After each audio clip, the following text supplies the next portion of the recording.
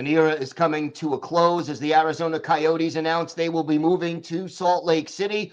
Plus, the Hurricanes battle for playoff positioning and the Penguins battle to get in. We've got all that and more on today's Locked On NHL podcast. You're Locked On NHL, your daily podcast on the National Hockey League. Part of the Locked On Podcast Network, your team every day.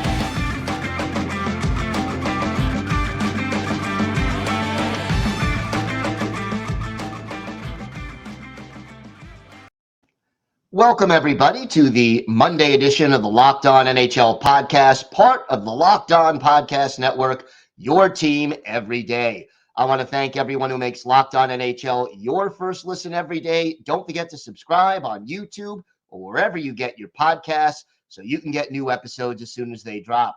Today's episode is brought to you by Sleeper. Download the Sleeper app and use promo code LOCKEDONNHL to get up to a $100 match on your first deposit. Terms and conditions apply. See Sleeper's terms of use for details. It is my pleasure to welcome back to the show the host of Locked On Coyotes, Robyn Leano. And Robyn, I know this is a difficult time for Coyotes fans and for hockey fans in Arizona with the team all but certainly headed to Salt Lake City for next year. Talk to me about where we stand right now, because the situation seems to be changing almost by the hour. Yeah, it is. It is constantly changing. A lot of me is trying to say, I don't even know where to start, because it started off with us just knowing that, hey, they were making two schedules, one in Salt Lake and one in Mullet. And we're now here where after Friday's game, I think it was as early as Friday's game, right before Friday's game, Bill Armstrong took a flight on over to Edmonton before the Coyotes game against the Edmonton Oilers, met with the team and informed them of the situation. The Arizona Coyotes are indeed moving to Salt Lake City starting as early as next season. It's supposed to be made public. I think a lot, like the official announcement by Gary Bettman and at Coyotes organization on the 17th, I believe, from what I understand, either the 17th or the 18th, either right before their final game or right after their final game. And I feel like it's a lot to take in. It really is. Yeah, no doubt about it. What has been the reaction of hockey fans and Coyotes fans so far to all of this shocking news? It's been emotions have been high here in Arizona. That's to say the least. I feel like a lot of people have been feeling a mix of apathy, dejection, heartbreak. It's like they're going through the 5 stages of grief. It's like they're losing something. It's like a lot of people were saying it's like losing a family member, because a lot of people, that's all they knew. Arizona Coyotes hockey. They remember growing up, going to America West Arena back in the day when they were in downtown Phoenix, Gila River Arena when they were in Glendale. Those just the 2 years at Mold Arena, people made so many memories, and so people got so close to this team. The players, the Doan family, with Shane and Josh Doan. So, I understand all those feelings. I'm talking with so many fans, and they're trying to grasp their feelings to me and trying to understand how they should feel. And I'm like, you feel how you need to feel. Right. Like, I can't tell you right now. How are the players reacting to this? I've heard, and correct me if I'm wrong, that some of the players were not thrilled with the idea of leaving the desert and heading up to Salt Lake City. Yeah, there's a lot of mixed feelings right now for a lot of the players. It's kind of, for me, I can't really say exactly which players are leaning in which direction, but there are a mix of those who are kind of just like, they take it, they understand it's a business decision, things happen. But there are a lot that came to Arizona because they wanted to play in Arizona. Arizona's a beautiful state, got great weather year round. We make the joke all the time. It's people come here so they can leave their hockey practice in shorts and flip-flops because the weather is fantastic here year round. With maybe the exception of June, July, and August when this place gets 120 degrees, but they still love it. Like some people say, they even love that heat. That's why they come here. Yeah, it's a dry heat. Exactly. That's why they come here. So I think that was where a lot of the disappointment comes. A lot of players who have played most of their careers here, essentially getting their entire lives uprooted as they're getting told, hey, we're moving to a completely different city. Salt Lake City. Yeah, sure. It's just in the neighboring state, just north of us. It's part of the Four Corners, but I mean, completely different climate, completely different vibes you're going to be getting in Salt Lake City versus the Phoenix metropolitan area. So how did we get here? I mean, if you're looking to talk about like who's at fault for this team ending up getting to the point where they feel like they had to move, you know, what went wrong? I think there's not one thing that I could say that went wrong. There were so many different things that led up to it. If you ask any of the fans, just about every single fan will point one finger to one person, and that's the ownership and Alex Mariello.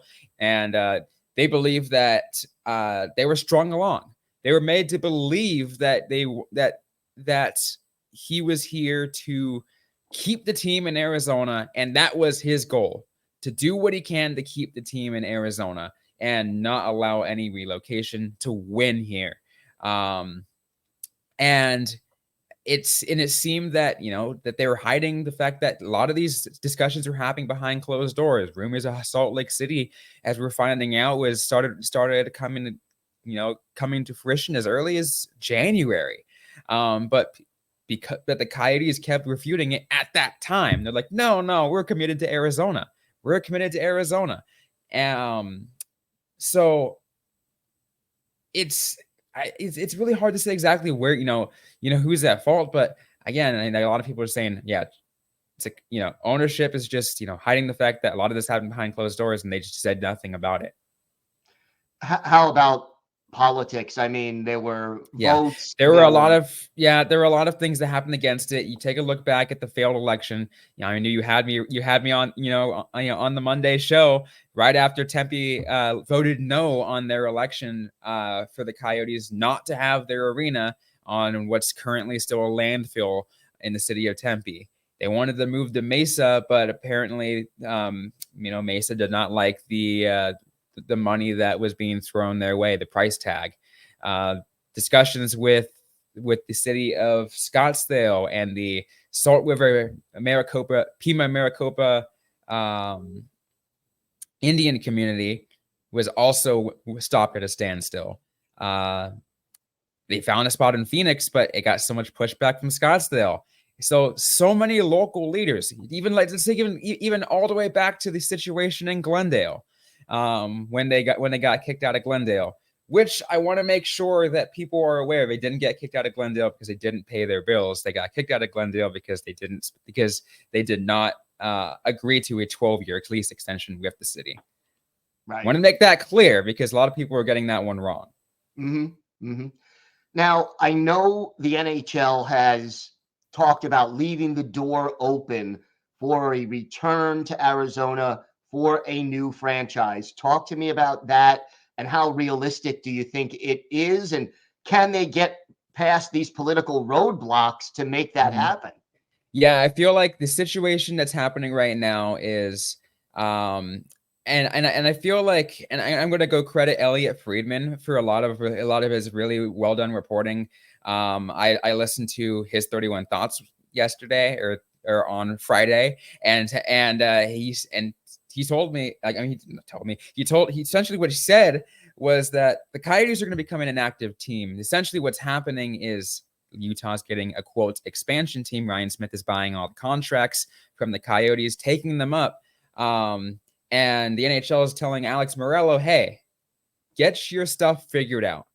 Get that arena in Phoenix that you're focusing on with that auction coming up in June. Get the arena, build your entertainment district, and prove to us that you can make hockey work in Arizona, and then we'll grant you an expansion team again in 3, 5, maybe 6 years down the road. Do you think he'll be able to do that? Or if he can't, is there someone else who maybe could?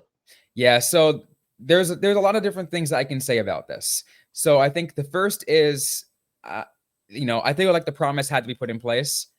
However, based off how emotions are right now, things could change in 5 or 6 years down the road. But at this time, I feel like so many fans are betrayed. A lot of them will have claimed to me that they will refuse to support any Alex Morello hockey team in the future, even if it's here in Arizona, even if he has the entertainment district. I sure hope that that just doesn't really end up becoming the case. That they, I feel like whatever hockey team gets here, I will take. But honestly, a lot of people really want, and there's no guarantee about this, but so many people want a new billionaire to come in. Probably won't name any names right now, but it's a new billionaire to come in and make it happen. Take care of the exact same thing that Alex Morello wanted to get a whole new district, a whole new arena, and bring the Coyotes back. And once again, it's in that 5-6 years down the road. It's going to be interesting. I know there's going to be a lot of twists and turns between now and then. Robyn, I know you'll be on top of it every step of the way. Why don't you tell our viewers and our listeners where they could find the podcast and where they could find you on social media? Yeah, you can find the podcast first and foremost anywhere you get your podcast. If you have Amazon Prime, you can listen to us ad-free on Amazon Music. It's a really important thing right there. Social media, we're on X at LO_Coyotes, and I am at Robyn_Leano. All right, Robyn, thank you so much, and great job keeping up with this very volatile situation. Absolutely. Thanks, Gil. Today's episode is brought to you by eBay Motors. Passion, drive, and patience. The formula for winning championships is also what keeps your ride or die alive. eBay Motors has everything you need to maintain your vehicle and level it up to peak performance. Superchargers, roof racks, exhaust kits, LED headlights, and more. Whether you're into speed, power, or style, eBay Motors has you covered. And with over 122 million parts for your number one ride or die, you'll always find exactly what you're looking for. And with eBay Guaranteed Fit, your part is guaranteed to fit your ride every time or your money back. Because with eBay Motors, you're burning rubber, not cash. With all the parts you need at the prices you want, it's easy to make your car the MVP and bring home huge wins. Keep your ride or die alive at ebaymotors.com. Eligible items only. Exclusions apply. eBay Guaranteed Fit only available to U.S. customers. It is my pleasure to welcome to the show Zachary Martin of Locked On Hurricanes as we head into the home stretch of the season. And Zachary, it's an outside chance, but the Hurricanes still have a shot at first place. How important would it be for them to nail down that top spot in the Metropolitan? I mean, it'd be huge because you talk about their fourth straight division title. I know they have that Central Division from like the shortened COVID season and stuff like that, but it'd be huge to go for 3 Metro divisions in a row, kind of just keeping on with the domination of the division that they have. And more importantly, just be able to get the fight for that first seed in the East so you can get that second wild card 2 spot, which is apparently no one really wants to have right now. So yeah, but it'd just be huge just to have another feather in the cap for the Hurricanes and stuff like that. So yeah, surprisingly they're still in it, even how late it is too. It's just like 2 games left. Technically 1 if you really think about it, because the fact that it's Monday. But yeah, it's great to watch. You always love to have a little bit of a battle, like with this many games left. But yeah, it's been a crazy ride so far. For sure. No question. The Hurricanes were one of the more active teams at the trade deadline, and they seem to really have gelled since that time. Talk to me about the moves they made and the impact that they had for this team down the stretch. Yeah, of course. I mean, you go out like the night before the trade deadline, you'll get Jake Guentzel from the Pittsburgh Penguins. Yes, you give up Michael Bunting, who's also been doing well for Pittsburgh as well, so you got to give them credit. It's kind of one of those rare win-win trades for both teams and stuff like that. Of course, they get a lot of prospects, but the Hurricanes getting Jake Guentzel, he was out for the first 2 or 3 games because he was still out with his injury. Comes back, plays on the second line for a couple games, and then once he got paired with Sebastian Aho and Seth Jarvis, that line has been absolutely lights out. I think the last time I checked, they're like 22 or 23 goals for and like 0 against in all categories. Like, it is insane just to see how he's blended in so well with the team. He's already well over 20 points. I think he's like 23 or 24 at this point because he just scored 2 goals on Friday night against the St. Louis Blues. And of course, both empty netters, But he's the first guy in Hurricanes franchise history to score 2 empty netters in the same game. So I think that's pretty good, for a guy like him. But and then Evgeny Kuznetsov is really great too. He's played really well. He hasn't played for a month when he first played for the Hurricanes. He come in, haven't played in over a month, and then it's just every other day, 14 games in 24 days on exactly on the deadline. You get that retained. All you send is a draft pick back, and he's been playing really well. And you get him all next year too. It just seems like he's fit in really well, and the team really loves him too. So yeah, getting these two guys in is really giving the Hurricanes an extra scoring touch, and just having some playmakers that just elevate your top six. So honestly, really great additions for the Hurricanes, and they've been playing some lights out hockey since. And there's been some lights out goaltending as well. Yeah. Getting Freddie Anderson back definitely helped. I think he's 9-1-0 since he's been back. It's just crazy how he's been I think he's got 2 shutouts, or I think 2 or 3 shutouts since he's been back, and he's just been playing some really great hockey. Yeah.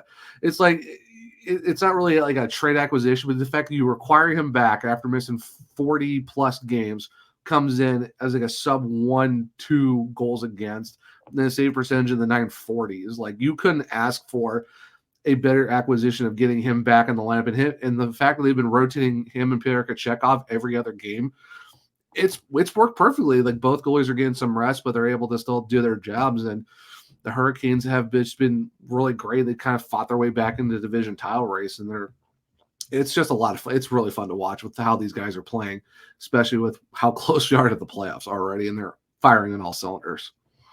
How do you think Rod Brind'Amour will handle the goaltending come playoff time? I don't know. It's kind of tough because, Gil, when you come to the playoffs, you kind of want to ride that hot goalie. It's you don't want to get a guy out of his group, because you saw with Sergei Bobrovsky last year for the Panthers. Comes in, has a ridiculous run for them. He didn't get them in the playoffs, but they play him in the playoffs, and then all of a sudden he's just I know how to play goalie again. And you kind of want to do that, but also at the same time, it's the rotation seems like it's kind of working. So I guess it really depends on how Rod wants to do it. He might go with the hot goalie, or might he still keep with the rotation? Of course, it could change. You could start with one and then switch to the other if you see that it's kind of working or something like that. So I wouldn't be surprised if they go with the rotation, but you know how the playoffs go. You could ride the hot goalie too. So I can see it going both ways, maybe a flip-flop at some point. So it just really depends on, I guess, what Rod and his staff see in terms of how they want to work the goalies. Especially depends on who they play in the first round too, because there's 3 or 4 different teams that you could potentially face. This is a Hurricanes team that has been good for a number of years now and come up just short in the playoffs. What will it take to get to that next level, to go on a really long playoff run and maybe even win another Stanley Cup? I would say, we saw last year, the goaltending was really good. Frederik Andersen played some really, great hockey, in the entire playoffs. You look at the Eastern Conference Final alone, the Hurricanes only lost every game by 1 goal, and you're talking a game that went quadrupled overtime in Game 1. Game 4 was in overtime. So it's the Hurricanes were pretty much in every single game, and they weren't really big blowout games. So it's as long as the goaltending stays good, then that's what really helps them out. And I think the fact that, the team does have depth scoring up and down the lineup. Everyone on the blue line can score. You can roll out 4 lines. So as long as your depth scoring stays good as it's been, and now for the fact you get a guy like Jake Guentzel, who's really proven in the playoffs, I think it's somewhere in the top 3 all time in terms of points per game in the playoffs and stuff like that. So if you get how Jake Guentzel's been and how Evgeny Kuznetsov's also been in the playoffs, if you get those guys rolling with the rest of your top 6, with how Seth Jarvis is, Sebastian Aho, and Andrei Svechnikov's been on fire, especially that lacrosse goal against the Boston Bruins. I mean, as long as the big boys are scoring goals and you're still getting that depth scoring as well, and your goaltending still playing the well as it is, if they keep this run that they've been on since basically the start of March, I think that's where you're kind of looking at for the Hurricanes, is just keep making sure your top 6 is scoring, and you're getting that depth scoring as well on top of that. You talk about depth scoring. Give me, or even just depth. Give me a player who may not make headlines around the league, but who, if they play well in the playoffs, the Canes have a really good chance of going on a long run. Well, if you're not talking one of the big guys in the big blue liners, I would say probably Stefan Nason. He has, he's one of those guys. You don't see a lot of bottom six guys get power play minutes, but he's one of those guys that can do it because his net front presence is really good. He's always out front. He's always scoring the dirty goals, throwing the body, will get into some fights if need be as well. But he showed in the playoffs last year, and he showed it this season too. Like, if he's rolling, then that's really going to help the team out too. And if you're going to look at someone else, Jordan Martinook last year in round 2 against the Devils absolutely lit him up for like 10 points. Like, they were considering him as the Wayne Gretzky of the second round just because like everything was going in. So I think if those two guys are still rolling like they are, if you're not talking to like the anyone in the top 6, I would watch out for Steph Nason and Jordan Martinook going into the playoffs. All right, Zachary, welcome aboard, and thank you so much for doing this. Why don't you tell our viewers and our listeners where they could find the podcast and where they could find you on social media? Yeah, of course. If you guys want to find the podcast, you can go to LO_Hurricanes on Twitter.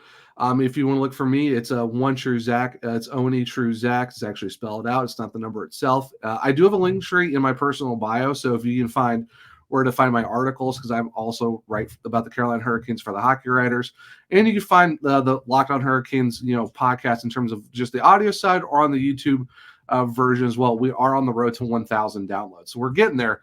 So we're on the road to 1,000. But yeah, just find me on the LO_Hurricanes and then One True Zach. And like I said, I got a link tree. You can find wherever you can find the podcast.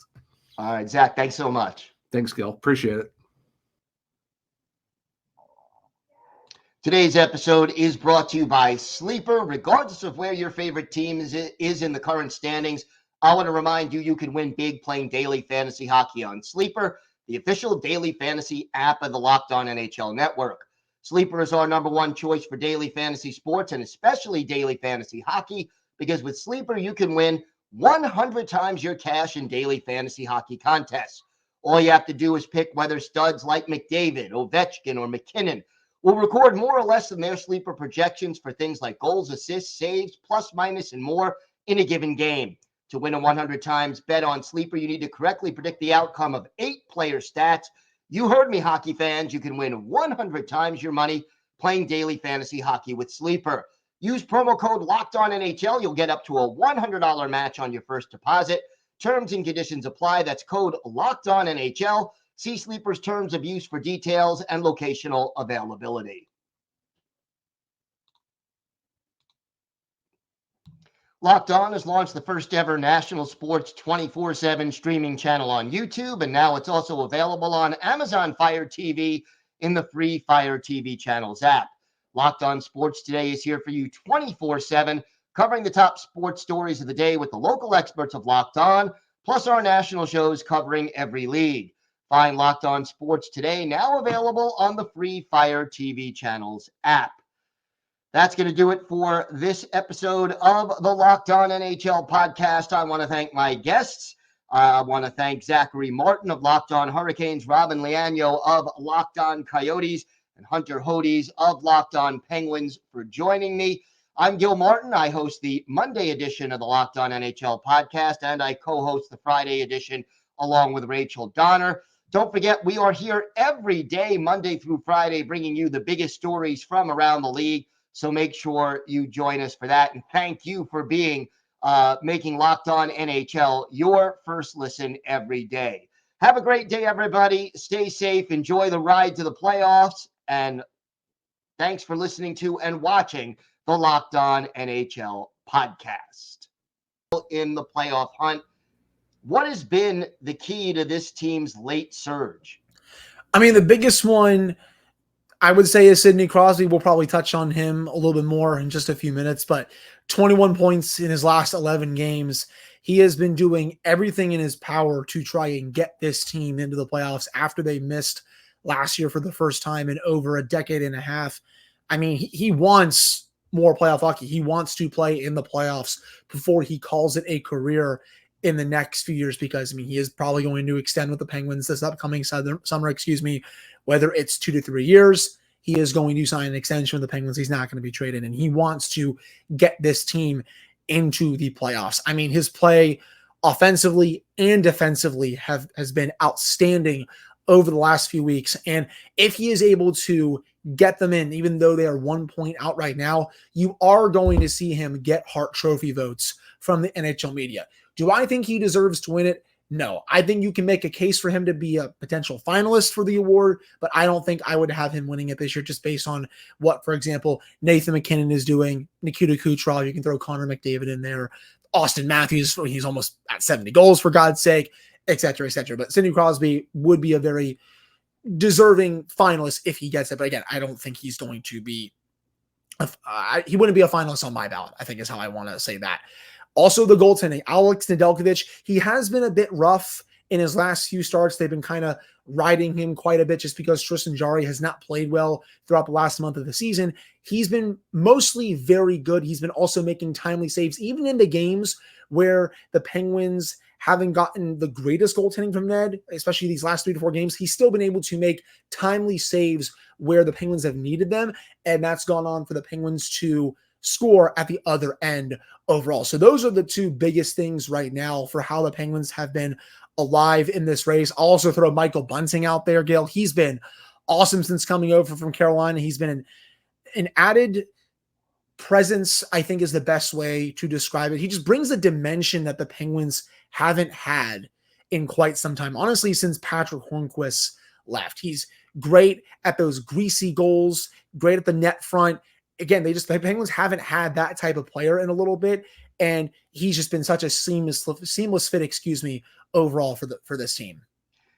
Sidney Crosby last week, 1,000 assists for his NHL career. Talk to me about that milestone, what it means to Sidney Crosby and what it meant to the Penguins organization. Yeah, I mean, only the 14th player in NHL history to get 1,000 assists. He's also top 10 all-time now in NHL scoring. He'll surpass Joe Sakic in number 9, at least for next season, considering how good he's been this year.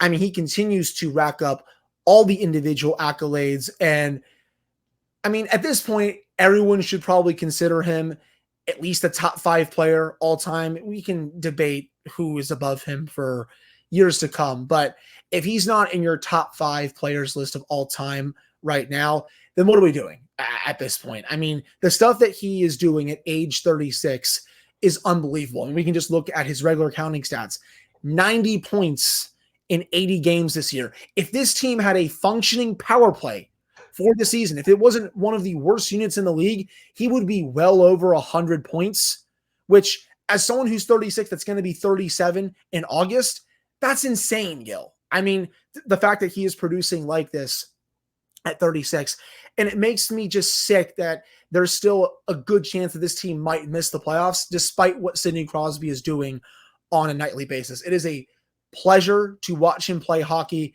every night for this team. And I mean, I know this is Captain Obvious speaking here. It is going to be really strange when he is not playing for this team whenever he decides to retire. I'm just going to continue to cherish moments like this forever, to be honest. 2 games left. You got Nashville at home, the New York Islanders on the road. What will it take for this team to make the playoffs? Do they need to win both? Would 3 points be enough? What has to happen? Got to get all 4. You got to beat Nashville on Monday at home. Nashville does still have something to play for. I was hoping that Colorado was able to take care of Las Vegas on Sunday, and they were for 2 periods until the Knights stormed back, tied it in the third, won the game in overtime. Had the Knights lost that game, the Predators would have been locked into that first wildcard spot, and they would have had nothing to play for on Monday. There's still maybe a chance that they rest a couple of their veterans, but still, they have at least something to play for just because they may not want to drop down to wildcard 2 and play the number 1 seed in the Western Conference. And right now, that's looking like the Dallas Stars. That would not be a good series, I don't think, for the Predators. But they got to win that game. They then travel to the Island on Wednesday to take on your Islanders. They got to win that game. I probably will be rooting for the Islanders to beat the Devils on Monday just because that game on Wednesday will mean nothing to the Islanders, and they may be wanting to rest some of their best players. So got to take care of business in those 2 games. And then you got to get a little bit of help. You got to have Detroit drop one of those 2 games to Montreal, and you got to have Washington drop 1 or 2 games to Philadelphia and Boston. The Capitals do play Boston on Monday. It's funny, if the Penguins are able to beat the Predators at home on Monday, and say the Red Wings lose to Montreal and the Capitals lose to Boston, the Penguins are all of a sudden back in a playoff spot heading into that final game. That's how this race is at this point. Now, is there a good chance all that happens? Probably not, but crazier things have happened. I mean, I didn't think the Penguins would even be in this position a few weeks ago, Gil, when they were 9 points out with 22 days to go in the regular season. So anything can still happen. I still think right now it's more unlikely than is likely that they get in. But if they're able to take care of business in these two games, all it takes is for both those teams to slip up just once in those final couple of games to get the Penguins in. To win those two games, what is the one thing the Penguins must do better than what they've been doing recently? Well, they got to defend better. I mean, they've been defending really poorly, especially these last couple of games. They were playing really sound defense. I felt like before these last couple of games, they were getting pretty solid goaltending for the most part. But both the goaltending, because Nedeljkovic has been gassed, and the defensive zone work have really gone away these last couple of games. I've seen way too many bad turnovers from both Karlsson and Letang. I thought Karlsson had two really good periods against the Red Wings, but had a third period to forget. And then on his 1000th game on Saturday against the Bruins, I didn't really think he had a good game either. Chris Letang has not been himself for the last month. He started out the season red hot. I felt he was good for the first half to 2/3 of the season, but just hasn't played at the level that I saw him play at over the first half to 2/3. That needs to change in these two games if they want to get in as well. But overall, just better defensive zone effort, and they need to get some saves that they were getting before these last few games where Nedeljkovic was, at least over 900. As for who starts, I think they may have to go back to Tristan Jarry in this one. You can tell that Nedeljkovic is really gassed. It's almost 11 straight start skill. It's just uncharted territory for him.